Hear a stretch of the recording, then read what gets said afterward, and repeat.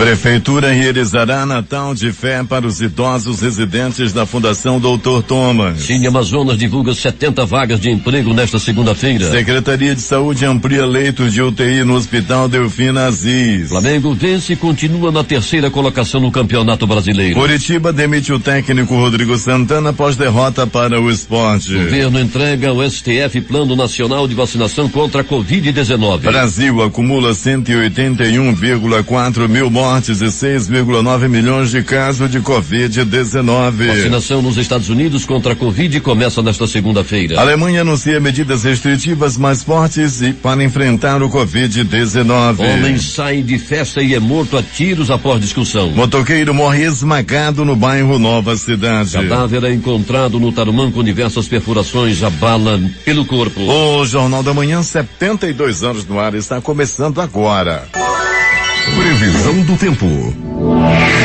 Sol com alguma nebulosidade durante o dia. O Climatempo diz que é de 67% a probabilidade de chover 20 milímetros hoje. Com a umidade relativa do ar em 70%, no momento a temperatura está na marca dos 24 graus. A máxima prevista para hoje é de 32 graus centígrados. Hoje é segunda-feira, 14 de dezembro. Dia de São João da Cruz. Também é o dia do Ministério Público Federal. Chegamos aos 349 dias do ano e faltam agora 17 dias para terminar 2020. E esta é a edição de número 85.025 do Jornal da Manhã. Os aeroportos Eduardo Gomes e o Militar de Juricaba operam sem restrições para pousos e decolagens. O que conta a história? Fatos acontecidos nesta data. George Washington, político, general e primeiro presidente dos Estados Unidos, morre em 1799. Rui Barbosa propõe e a Constituinte aprova a destruição de todos os arquivos sobre a escravidão em 1890. Era posto em serviço em 1906 pela Alemanha o primeiro submarino. Campeonato Brasileiro de Futebol. O Internacional vencia o Cruzeiro por 1-0 em 1975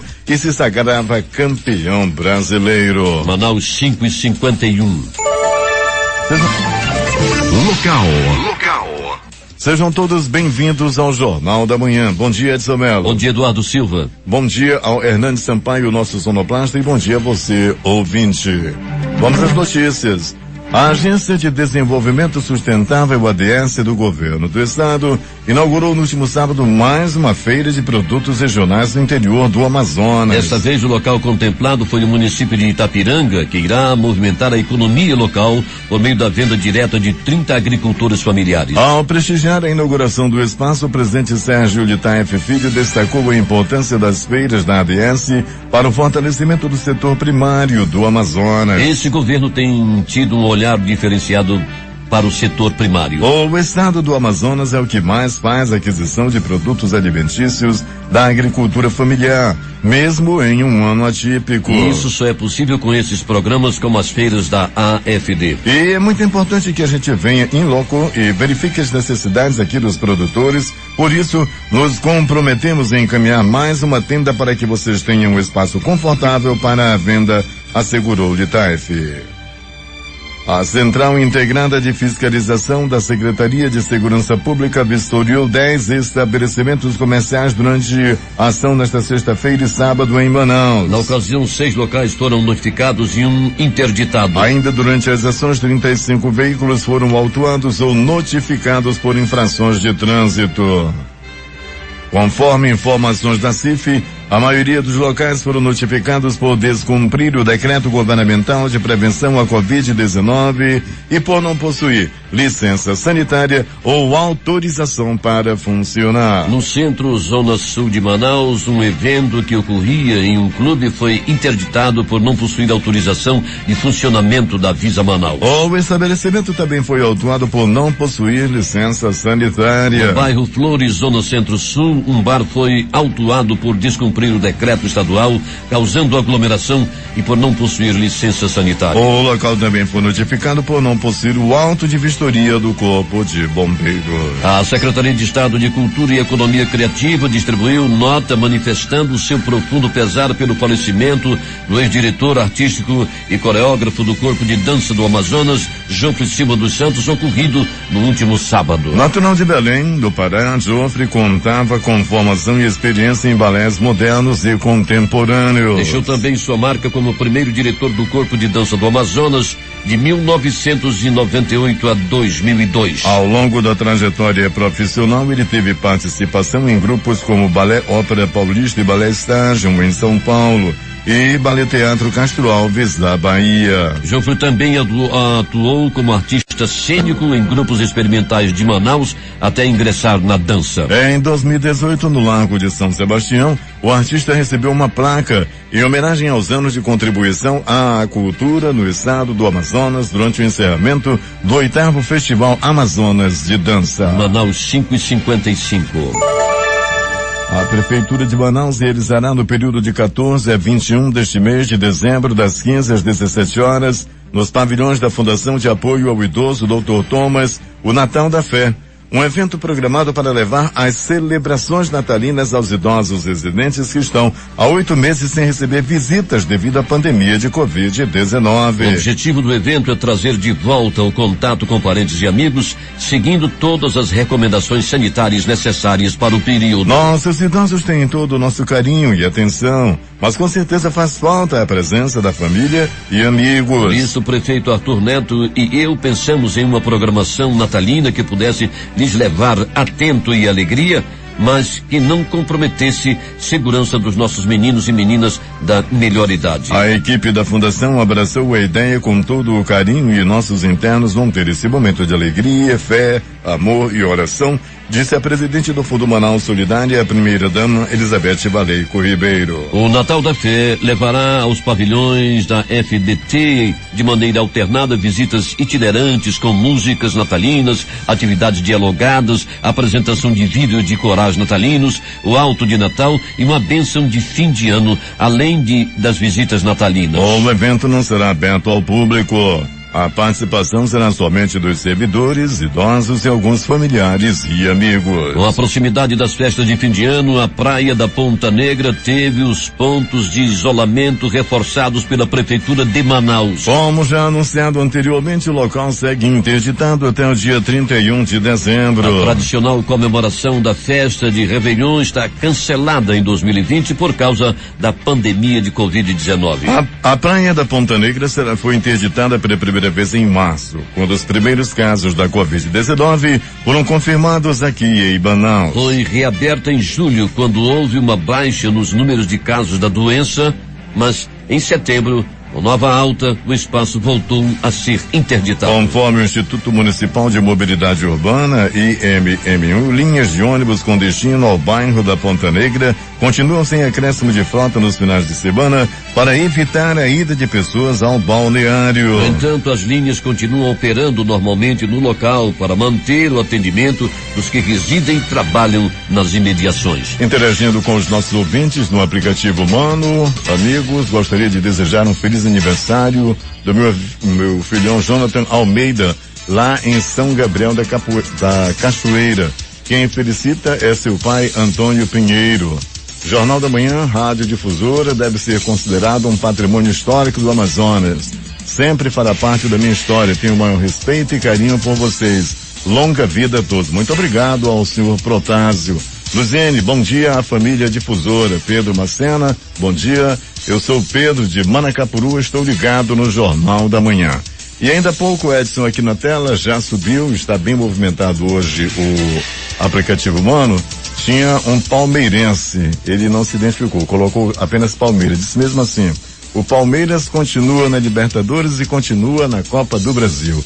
O Flamengo só assiste pela telinha. Ele sabe que eu sou flamenguista e daí a brincadeira. O nosso bom dia ao palmeirense e parabéns ao time dele que continua nessas competições. O Flamengo já está fora, só disputa o Campeonato Brasileiro.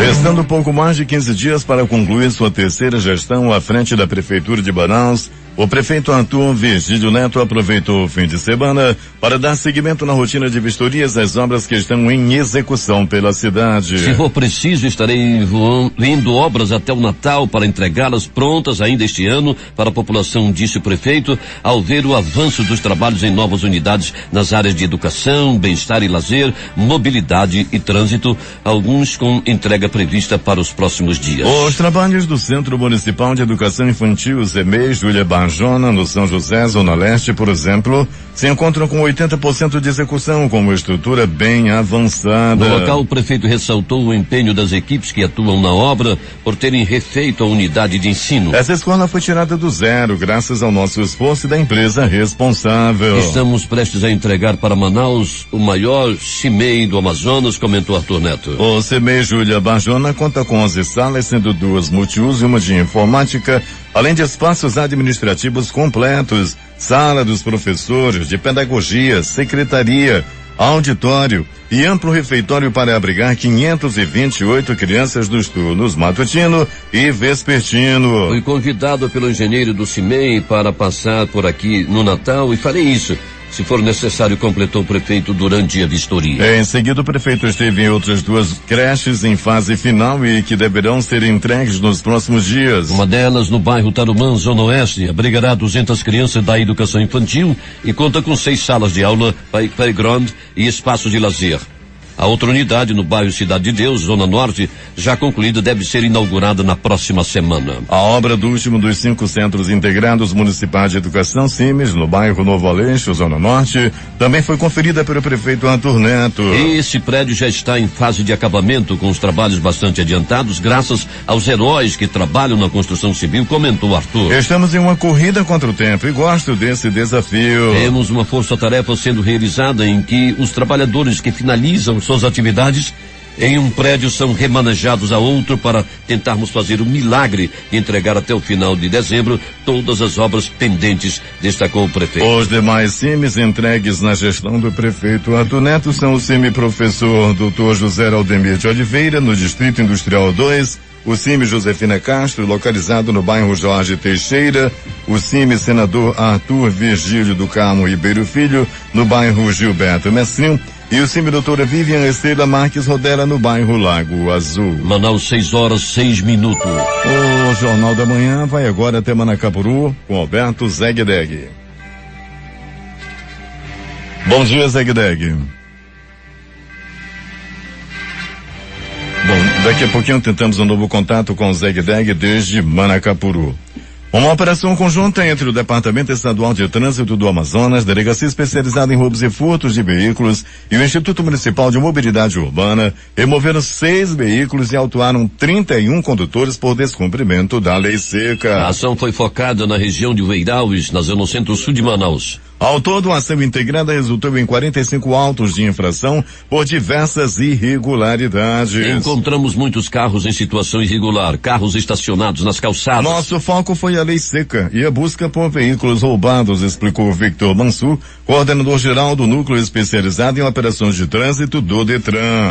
A escolha do Veiraues foi por conta da grande concentração de bares e da reclamação de moradores da situação de tráfego nas ruas do conjunto. Encontramos veículos trafegando e estacionados em situação de fila de mão dupla e muitos problemas na fluidez do trânsito. Por isso pedimos o apoio ao órgão municipal de trânsito para eles autuarem essas irregularidades, uma vez que o Detran ainda não possui competência para fiscalizar esse tipo de infração, explicou Rodrigo de Sá, diretor-presidente do Detran. Manaus, 6:07. Agora sim, estabelecido o contato, vamos até Manacapuru. Bom dia, Alberto Zegdeg. Bom dia, Eduardo. Bom dia, ouvinte da difusora. Bem, Eduardo, mais uma etapa vencida. A Secretaria de Educação do município, que durante os últimos anos enfrentou grandes dificuldades, termina o ano de 2020 com grandes resultados e com grandes expectativas para o próximo ano. Mesmo com todas as dificuldades causadas pela pandemia, em nenhum momento os alunos da rede municipal de ensino ficaram desamparados. Apesar de um ano muito difícil, o ano letivo não foi perdido e muito se ganhou com todos os percalços, como destaca o secretário de Educação, professor Raimundo Conde. Muita gente, Zé, pensa que esse ano foi um ano perdido, mas eu acho que não, ele não foi um ano perdido, nós ganhamos esse ano. Hoje nós estamos falando em tecnologia com mais firmeza. Hoje o professor ele pode dizer assim: eu verdadeiramente posso acompanhar os meus alunos de forma diferente. E isso se deve à tecnologia, à busca ativa, professores que não tinham a experiência de trabalhar com computadores, com tablets, com telefone, foram aprendendo. Então, tudo isso trouxe um resultado positivo. Nós ganhamos muito com tudo isso. Só nos resta agradecer a Deus. Agradecer ao prefeito Beto D'Angelo, que abraçou a educação com muito cuidado, com muito zelo, e a toda a equipe da educação, toda a família manacapuruense. Eu só tenho que desejar a vocês todos um Feliz Natal, um ano novo próspero, e dizer para vocês que a CEMED continua trabalhando para receber todos os alunos no próximo ano. Deus é maravilhoso, até aqui nos ajudou, eu tenho certeza que vai nos ajudar muito mais. Conde finalizou dizendo que o próximo ano muito se fará pela educação, principalmente na zona rural, onde as dificuldades são bem maiores. De Manacapuru, Zeg para o Jornal da Manhã. 6:09 de Manaus, juíza de Iranduba acolhe representação de ex-candidato a prefeito que pede ação de investigação eleitoral para apurar denúncias de abuso de poder econômico nas eleições deste ano no município. A juíza Diná Câmara Fernandes de Souza, titular da 56ª Zona Eleitoral em Iranduba, acolheu neste fim de semana a representação protocolada há 5 dias pelos advogados do ex-candidato a prefeito Alain Cruz, do PSC, que pede a instauração de ação de investigação judicial eleitoral para apurar denúncias de abuso de poder econômico por parte do prefeito eleito Augusto Ferraz, do Partido Democratas, e de seu vice Robson Adriel, do Republicanos. De acordo com o teor da petição, o crime eleitoral teria ocorrido, abre aspas, em comunidades de Iranduba entre os meses de maio e junho deste ano, por meio de suposta distribuição de cestas básicas, obras de pavimentação, iluminação e construção de poços, além de instalação de tendas para beneficiários em situação de espera para saque de auxílios na Caixa Econômica Federal,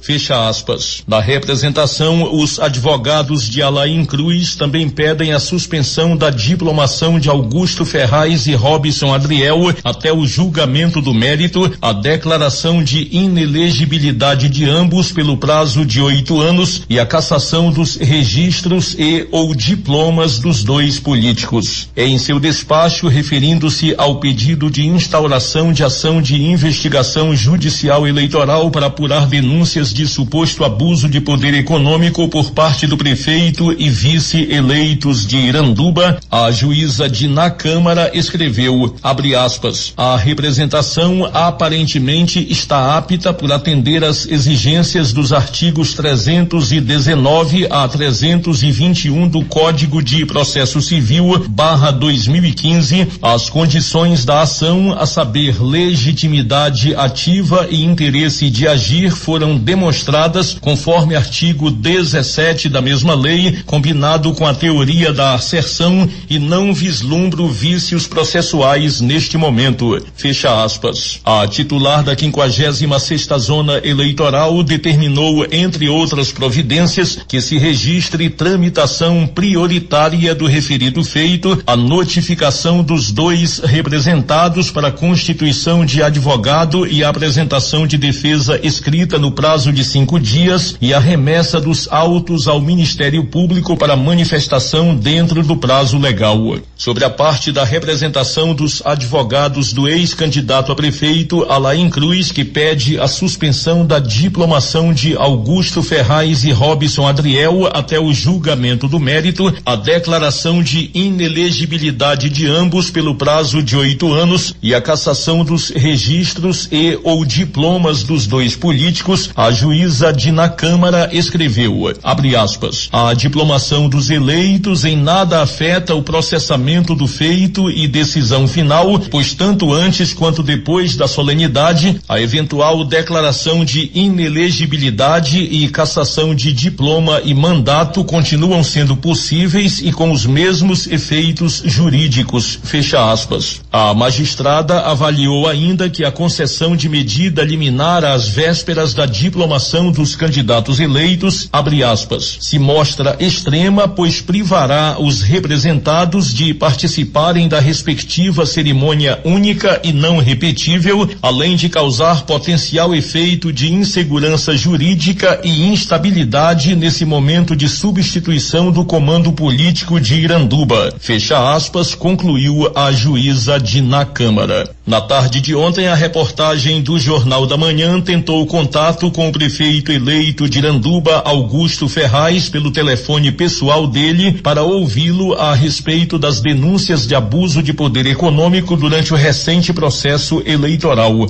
Mas, até o fechamento desta matéria, no início da madrugada de hoje, ele não havia respondido às mensagens. Por sua vez, o vice-prefeito eleito Robson Adriel foi contatado pela reportagem, tomou conhecimento do teor da matéria, mas não enviou nenhuma manifestação.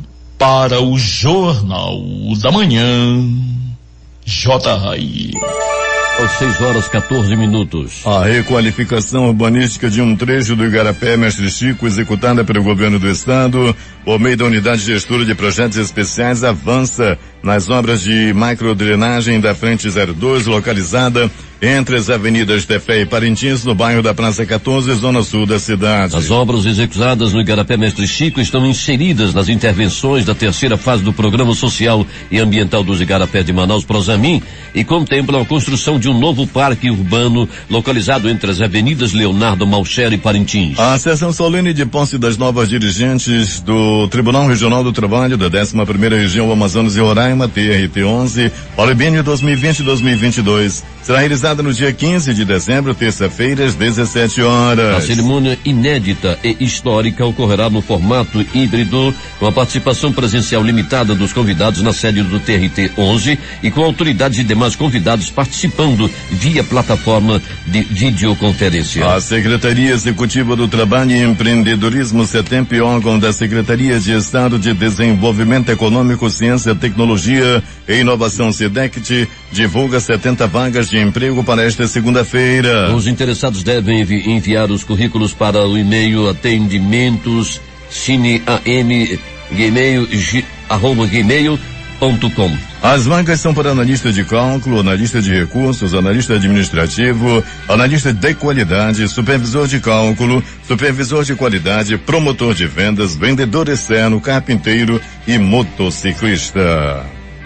A Secretaria de Estado de Saúde anunciou a abertura até a próxima quarta-feira de mais 20 leitos da unidade de terapia intensiva no Hospital Delfina Aziz. A medida corresponde à segunda etapa do plano de contingência do governo do Amazonas para o enfrentamento à Covid-19, que prevê o aumento de leitos na rede estadual de saúde cada vez que a taxa de ocupação de UTI atingir 75%. Com isso, a unidade chegará a 140 leitos de UTI. A Fundação de Vigilância em Saúde do Amazonas, através do Boletim Diário de Covid-19, edição 254, divulgado neste domingo, traz o registro de 554 novos casos da Covid-19, totalizando 186.828 casos da doença no estado. No atual boletim foram confirmados 4 óbitos por Covid-19, sendo 3 ocorridos no dia 12 de dezembro, e um óbito foi encerrado por critérios clínicos de imagem, clínico epidemiológico ou laboratorial. Na capital, de acordo com dados da Prefeitura de Manaus, nesse sábado foram registrados 6 sepultamentos por Covid-19. O boletim acrescenta ainda que 22.215 pessoas com diagnóstico de Covid-19 estão sendo acompanhadas pelas secretarias municipais de saúde, o que corresponde a 11,89% dos casos confirmados ativos. Polícia. Antes de passar para o Alberto Peregrini, vamos interagir com os nossos ouvintes aqui no aplicativo Mano. O Cleonilson diz o seguinte: Eduardo, o órgão de fiscalização do Detran precisa fazer uma fiscalização no bairro Grande Vitória, na esquina da Avenida Barreirinha com a Avenida Perimetral, pois o trânsito é complicado todo dia naquele lugar. Tem que ter um semáforo, é muito complicado o trânsito. Dado o recado, um bom dia também para o Eric da Betânia, para a Lucélia Santana. E ainda há pouco, um querido ouvinte nosso, que é palmeirense, estava implicando aqui conosco. falando sobre que o Palmeiras continua na Libertadores, continua na Copa do Brasil e que o Flamengo agora assiste pela telinha.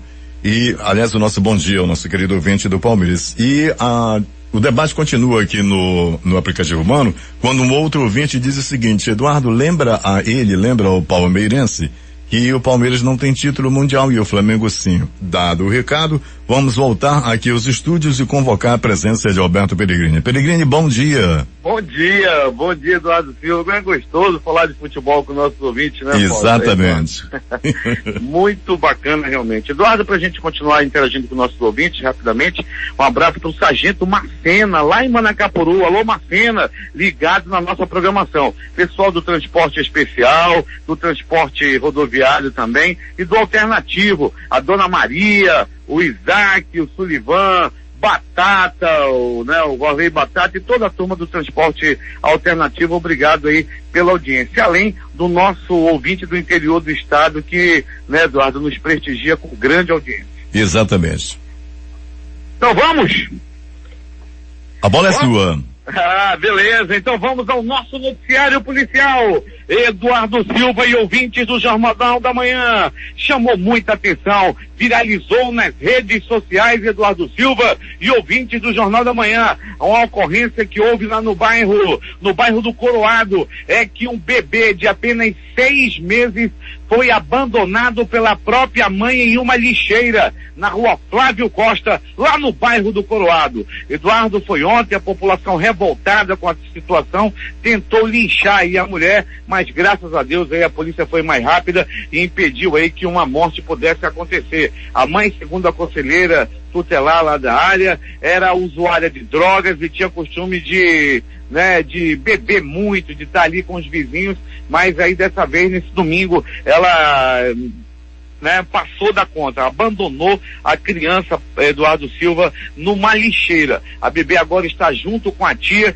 que está prestando, toda a atenção aí à criança, e relatou aí o conselho tutelar, e a mãe deve aí, não teve a identidade revelada e vai responder por maus tratos e abandono de capaz. Não pode nem chamar de mãe, essa daí é uma parideira que deixou o filho numa lixeira, em meio a animais, em meio a rato, tinha lá, barata, formiga, e a criança penou e penou muito, e se não alguém ter visto, a criança poderia até ter morrido. Apenas 6 meses de idade, desnutrida, maltratada, e a mãe ainda joga no lixo, no lixão lá no bairro do Coroado. Mãe não, parideira desgraçada, que por pouco não pegam a pisa dos moradores lá do bairro do Coroado. Seria até bem feito, mas ainda bem que a polícia chegou rápido e impediu que isso viesse a acontecer. Cadê o galo? Tem um galo por aí, Hamilton? Aproximadamente 12 pessoas foram presas nesse domingo, estavam aí participando de uma rinha de galo lá no Puraquequara. Ao todo, 12 galos foram resgatados pelo batalhão ambiental. Rapaz, galos maltratados, furados, Cadê o galo? Devagar, modo era assim que estava o galo, cantando fino, depois de forem, apreendidos lá na rinha. Pessoal aí que estava colocando os galos para brigar, foram todos presos numa grande ação do batalhão ambiental. Além disso, os policiais apreenderam também medicamentos, para deixar o galo bombado, 8 celulares, 35 panos e caixas de contenção, 37 esporão de plástico e balança, etc. e tal, tudo que era usado aí nessa prática criminosa. Eu não sabia também, rapaz, que tinha bomba, que tinha anabolizante pra galo. Eu pensei que era só pra esses caras que vão pra academia, que ficam assim, todo grande pra cima e pequeno para baixo. Tem galo assim também. O pessoal estavam dando lá anabolizante para os galos lá no Puraquequara. Socorro, 28 de agosto. Plantão tranquilo durante o final de semana. Eduardo Silva e ouvintes do Jornal da Manhã. 4 pessoas deram entrada vítima de agressão física, 3 por acidente de trânsito, 1 pessoa deu entrada vítima também de atropelamento, né? Uma criança de apenas 10 anos de idade, graças a Deus não corre mais risco de morte, mas chegou bem ferida lá no pronto-socorro 28 de agosto. Pronto socorro João Lúcio, no Gigante da Zona Leste da cidade.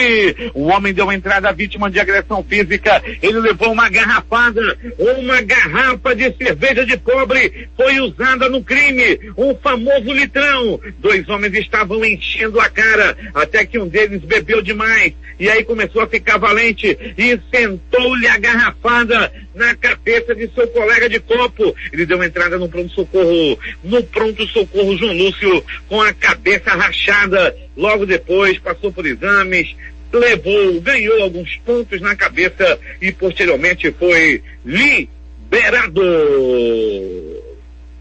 Abraço pro nosso ouvinte palmeirense. O Palmeiras não tem copinha, não tem mundial. Aí, meu amigo palmeirense, obrigado pela audiência. Eduardo Silva e ouvintes do Jornal da Manhã. É agora!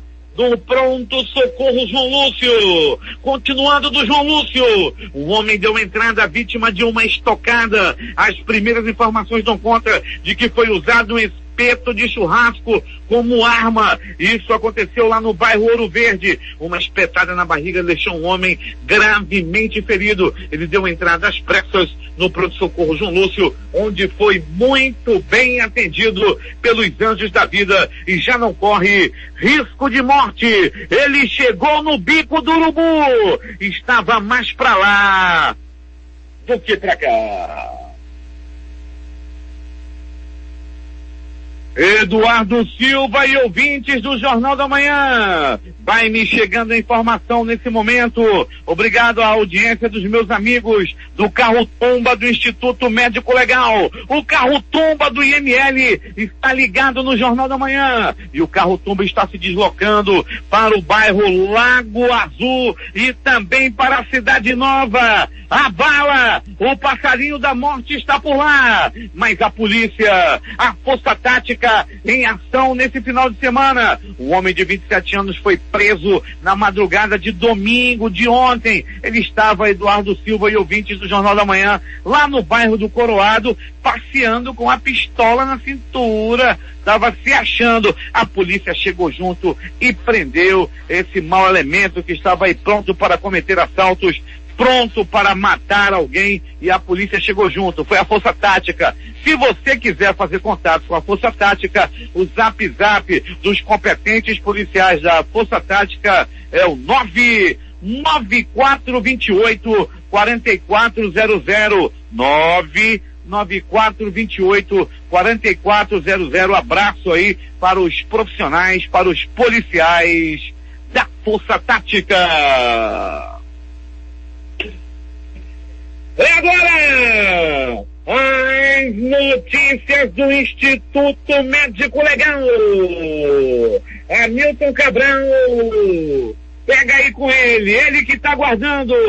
Pega com Edson Melo a chave da gaiola do passarinho da morte.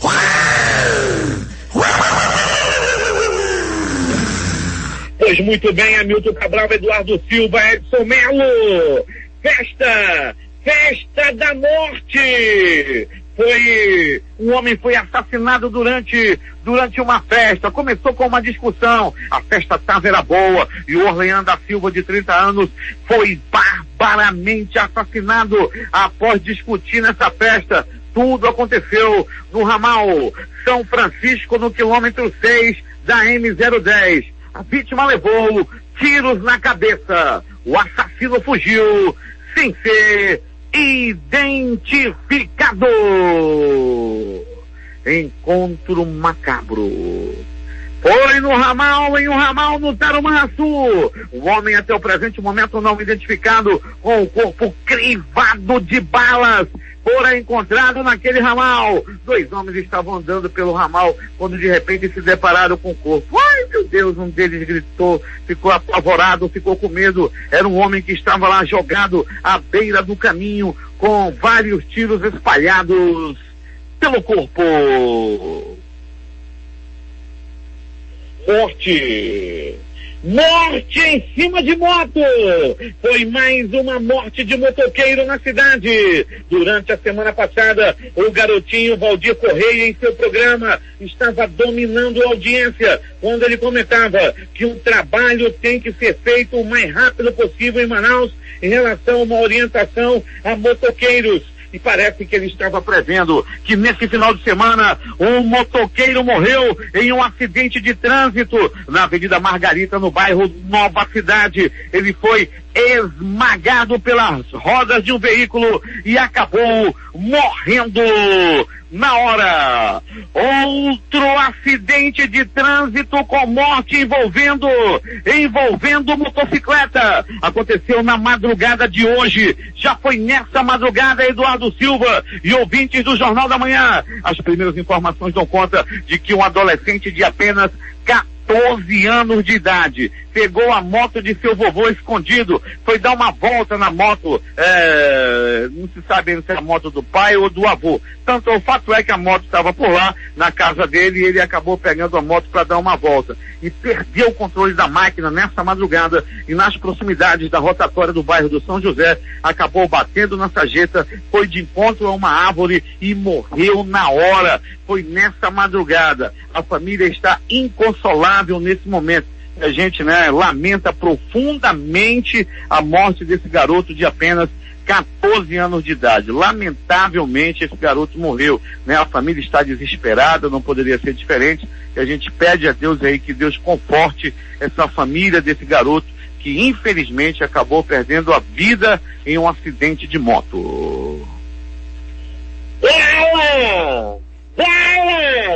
Morte no bairro Lago Azul. O carro Tumba do Instituto Médico Legal está em deslocamento nesse momento. Ar-condicionado ligado, rádio ligado na difusora. Assim está a turma do IML, a equipe do IML que nesse momento se desloca para o Lago Azul. É que lá no Lago Azul um homem foi barbaramente assassinado a tiros em circunstâncias ainda misteriosas. Daqui a pouco vamos saber mais detalhes dessa morte ocorrida agora há pouco lá no Lago Azul.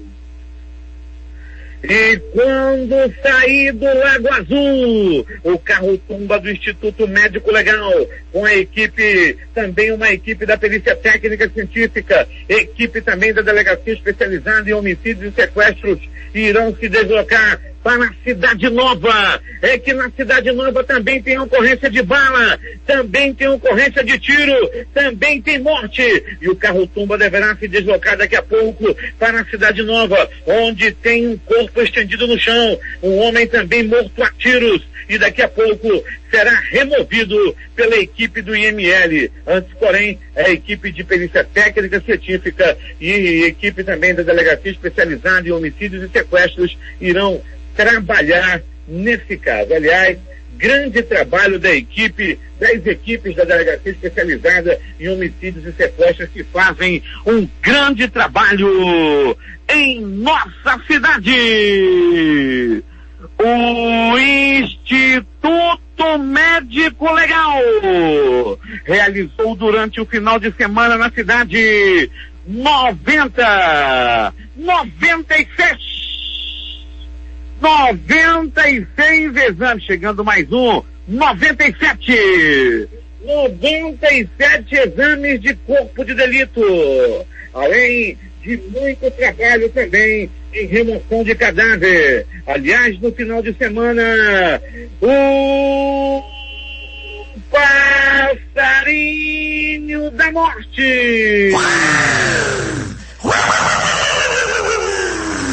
sobrevoou a cidade. O passarinho da morte nesse momento no Lago Azul, sobrevoando também a Cidade Nova. A semana já começou com muito trabalho para o passarinho e para a equipe do IML que está nas ruas para remover dos que partiram desta para pior. Agora contigo, Eduardo Silva. Esportes. O Flamengo recebeu o Santos neste domingo no estádio do Maracanã em jogo válido pela 25ª rodada do Campeonato Brasileiro e venceu por 4-1 para alcançar os 45 pontos na terceira posição da classificação. Já o Coritiba demitiu o técnico Rodrigo Santana após a derrota por 1-0 para o Sport. Ele sai depois de 6 derrotas com 2 empates e 4 outras derrotas. O Coxa é o 18º colocado com 21 pontos, 7 atrás do primeiro time acima da zona de rebaixamento. Bahia. O auxiliar Pachequinho assume interinamente. E Eduardo Silva, o placar dos jogos de ontem. Campeonato Brasileiro Série D, América de Natal 5, Coruripe 0. Mirassol 1, Caxias 0. Altos do Piauí 3, Rio Branco do Acre 1. Aparecidense 4, Tupinambá 0. Gama 1, Goianésia 2. River do Piauí 0, Galvez do Acre 1. São Luís 2, Cabo Friense 0. Fácil Clube 1, Motoclube 1. O Fácil venceu por 6-5 na cobrança de penalidade. O Fácil está classificado para as oitavas de final. Ferroviária 1, Marcílio Dias 2. Salgueiro 4, Vitória da Conquista 0. Ainda falando do Campeonato Brasileiro, mas na Série C, Paysandu 2, Ipiranga 1. Brusque 0, Santa Cruz 0. Campeonato Brasileiro Série B, Botafogo de São Paulo 1, Náutico também 1. Brasil de Pelotas 3, Guarani 1. Campeonato Brasileiro Série A, Flamengo 4, Santos 1. Esporte 1, Coritiba 0. Corinthians 1, São Paulo 0. Vasco e Fluminense 1-1. Últimas notícias. Ainda interagindo com os nossos ouvintes, mandar um bom dia e um bom trabalho para os nossos ouvintes Gil, mototáxi, e Rudinei, também mototáxi lá em Juriti, no estado do Pará. E também para os nossos ouvintes lá em Santarém, os aqui e os de lá. 6h46, vamos às últimas notícias do Jornal da Manhã. A Caixa Econômica Federal vai pagar a 9ª parcela do auxílio emergencial para os nascidos em março, nesta segunda-feira. Este é o último calendário previsto pelo Banco Público, denominado Ciclo 6. Os pagamentos seguem durante todo o mês até o dia 29 de dezembro, quando os nascidos em dezembro receberão o valor que ficará disponível para acesso por meio do aplicativo Caixa Tem. Os beneficiários do auxílio emergencial que tiveram pagamento suspenso tiveram prazo estendido para realizar a contestação do cancelamento. A contestação pode ser feita pelo site da Dataprev até 26 de dezembro, de acordo com a situação. A Procuradoria-Geral da República vai apurar a informação de que a Agência Brasileira de Inteligência, a BIA, encaminhou por escrito à defesa do senador Flávio Bolsonaro, do Republicano do Rio de Janeiro, orientações para tentar inocentá-lo no caso das rachadinhas. O parlamentar foi denunciado por peculato, organização criminosa e lavagem de dinheiro em 3 de novembro. Os lotes da vacina Pfizer-BioNTech contra a Covid-19 já estavam prontos para sair da fábrica da empresa em Michigan neste domingo, nos Estados Unidos, para uma campanha de vacinação de milhões de americanos para frear uma pandemia que matou mais de 1,6 milhão de pessoas no planeta. As doses serão distribuídas em caixas com gelo seco que devem manter a temperatura abaixo de 70%, 70 graus, e a condição necessária para conservar a vacina. Todos os estabelecimentos comerciais não essenciais, assim como as escolas e creches, permanecerão fechados na Alemanha a partir da próxima quarta-feira e até 10 de janeiro, anunciou neste domingo a chanceler Angela Merkel para tentar frear a segunda onda do coronavírus. O ministro Ricardo Lewandowski do Supremo Tribunal Federal deu prazo de 48 horas neste domingo para que o Ministério da Saúde informe as datas de início e término do Plano Nacional de Operacionalização da Vacina contra a Covid-19, inclusive de suas fases de implantação. O governo federal entregou no último sábado ao Supremo Tribunal Federal o Plano Nacional de Imunização contra a Covid-19. O documento foi entregue pelo advogado-geral da União, José Levi, ao ministro Ricardo Lewandowski, relator das ações que tratam da obrigatoriedade da vacina e outras medidas de combate à pandemia. Batizado de Plano Nacional de Operacionalização da Vacinação contra a Covid-19, o documento foi elaborado pelo Ministério da Saúde, possui 93 páginas e está dividido em 10 eixos, que incluem descrições sobre a população-alvo para a vacinação, as vacinas já adquiridas pelo governo e as que estão em processo de pesquisa, a operacionalização da imunização, o esquema logístico de distribuição das vacinas pelo país e as estratégias de comunicação para uma campanha nacional. O documento não indica data para início da vacinação. O Brasil registrou 21.825 novos casos de coronavírus neste domingo e ultrapassou a marca de 6,9 milhões de pessoas já infectadas pela doença, informou o Ministério da Saúde. De acordo com a pasta, 279 óbitos em decorrência da Covid-19 foram notificados e, com isso, O acumulado de vítimas fatais alcançou 181.402 pessoas. As primeiras doses das recém-autorizada vacina contra a Covid-19 serão aplicadas nos Estados Unidos já na manhã desta segunda-feira, com a Pfizer e parceiros pretendendo começarem a enviá-las ontem mesmo, disse um general norte-americano que está organizando a distribuição. As doses da vacina da Pfizer e da parceira BioNTech, cujo uso foi autorizado por reguladores norte-americanos na sexta-feira, serão entregues em 145 localidades ao redor do país na segunda-feira, disse o general do Exército dos Estados Unidos em uma coletiva de imprensa neste sábado. 2 agentes políticos do exercício de mandatos morreram neste final de semana, vítima da Covid-19 no interior de São Paulo. Depois de uma queda no número de casos, a doença voltou a se disseminar com mais força no estado. Na madrugada deste domingo foi registrado o óbito do prefeito de Santa Clara do Oeste, Jair Jacinto Zapelão, do PSDB, no Hospital de Base de São José do Rio Preto. No final da noite de sexta-feira, morreu o vereador Salvador Filomeno Poli, do Podemos, em Itupeva, em decorrência de complicações causadas pela doença. A aprovação do presidente Jair Bolsonaro segue estável em meio à retomada da pandemia no Brasil, segundo o país com mais mortes pelo novo coronavírus, de acordo com uma pesquisa divulgada ontem, domingo. Segundo o levantamento realizado pelo Instituto Datafolha, entre 8 e 10 de dezembro, 37% dos brasileiros questionados consideram que o presidente está fazendo um trabalho bom ou muito bom. Bolsonaro, de 65 anos, registrou o mesmo percentual de popularidade na última medição da Folha, em agosto, a maior taxa de aprovação desde que assumiu a presidência em janeiro de 2019. Além disso, o número de brasileiros que consideram o governo de Bolsonaro ruim ou péssimo caiu de 34% para 32%, embora os que o consideram regular tenham aumentado de 27% para 29%. Manchete dos principais jornais brasileiros, começando pelo Globo do Rio de Janeiro, que estampa. Após ordem do STF, Ministério da Saúde diz que seria irresponsável firmar data de vacinação. Folha de São Paulo. A avaliação de Bolsonaro se mantém no melhor nível, mostra Datafolha. O que diz o Estado de São Paulo? Prefeito e vereador morrem em decorrência da Covid-19 no interior de São Paulo. No Planalto Central, destaque de capa do jornal Correio Brasiliense. Pesquisadores citados pelo governo não reconhecem plano de imunização. Valor econômico. Caixa inicia pagamento do último ciclo do auxílio emergencial. Em BH, jornal Estado de Minas. Covid mata irmãs jovens com menos de 24 horas de diferença em Minas Gerais. No Recife, destaque do centenário, jornal do Comércio. Guerra da vacina. STF já decidiu que a União não pode confiscar bens de estados. Vamos agora a Fortaleza com a principal matéria de capa do Jornal Diário do Nordeste. 4 pessoas da mesma família e um motorista morrem em colisão frontal no interior do Ceará. 0 hora em Porto Alegre. Temporal com rajadas de vento de 91 km/h deixa 189 mil clientes sem luz no Rio Grande do Sul e provoca alagamento. Termina aqui esta edição do Jornal da Manhã. Participaram desta edição reportagens de Zeg Deg, J. Rai e Alberto Pellegrini. A técnica foi de Irane Sampaio e Hamilton Cabral. A apresentação foi de Edson Melo e Eduardo Silva. Nossa próxima edição acontecerá amanhã às 5 horas e 45 minutos.